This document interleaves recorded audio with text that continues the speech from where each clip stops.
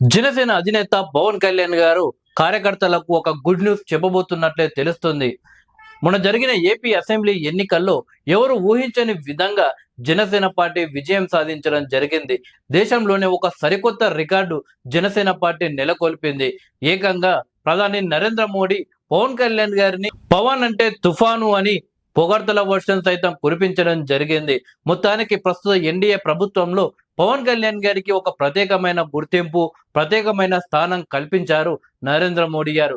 అలాగే ఏపీ ముఖ్యమంత్రి నారా చంద్రబాబు నాయుడు గారు కూడా తనకు ఎంతగానో సహాయం చేసిన పవన్ కళ్యాణ్ గారిని తనతో పాటుగా తన స్థాయికి తగ్గట్టు డిప్యూటీ సీఎం పదవి ఇవ్వడం జరిగింది. అలాగే ఫోటో కాల్ విషయంలో కూడా సీఎంతో సమానంగా డిప్యూటీ సీఎం కి గుర్తింపు ఇవ్వడం జరిగింది. అయితే మొన్న జరిగిన అసెంబ్లీ ఎన్నికల్లో జనసేన పార్టీ విజయం సాధించడంలో కీలక పాత్ర పోషించింది జనసేన పార్టీ కార్యకర్తలని చెప్పవచ్చు.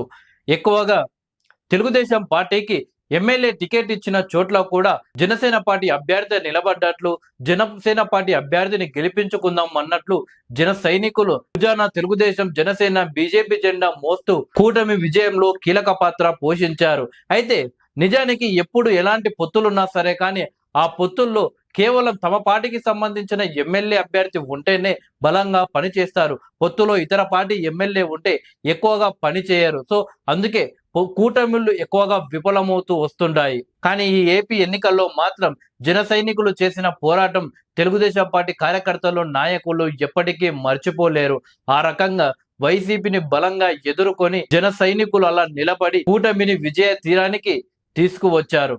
ఎన్నికల్లో బలంగా పనిచేసి గెలిపించిన జన సైనికులను ఇప్పటి వరకు జనసేన అధినేత పవన్ కళ్యాణ్ గారు కలవలేదు.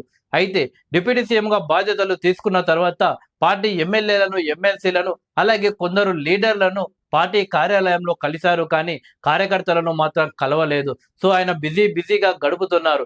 5 సంవత్సరాలు రాష్ట్రం ఎలా ఉండొద్దో అనే దానికి ఒక ఉదాహరణ వైసీపీ చూపించింది. గాడి తప్పిన పాలనను లైన్ లో పెడుతూ పూర్తిగా పరిపాలన పైనే పవన్ కళ్యాణ్ గారు ఫోకస్ చేయడం జరిగింది.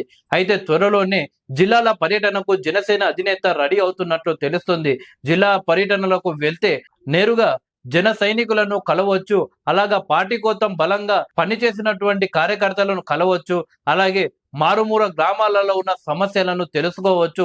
ప్రజలకు ఉపయోగపడుతుంది, అలాగే జన సైనికులకు కూడా ఉపయోగపడుతుంది అని పవన్ కళ్యాణ్ గారు ఆలోచిస్తున్నట్టు తెలుస్తుంది. సో మొత్తం మీద జనసేన అధినేత పవన్ కళ్యాణ్ గారు త్వరలోనే జిల్లాల పర్యటనకు సిద్ధమవుతున్నారు. సో మొత్తం మీద పవన్ కళ్యాణ్ గారు జిల్లాల పర్యటనకు సిద్ధమైతే జన సైనికులకు పండగని చెప్పవచ్చు. ఆ యొక్క జిల్లాకు పవన్ కళ్యాణ్ గారు వస్తే నేరుగా పవన్ కళ్యాణ్ గారిని కలిసే అవకాశం ఎక్కువ మొత్తంలో జన సైనికులకు దక్కుతుంది.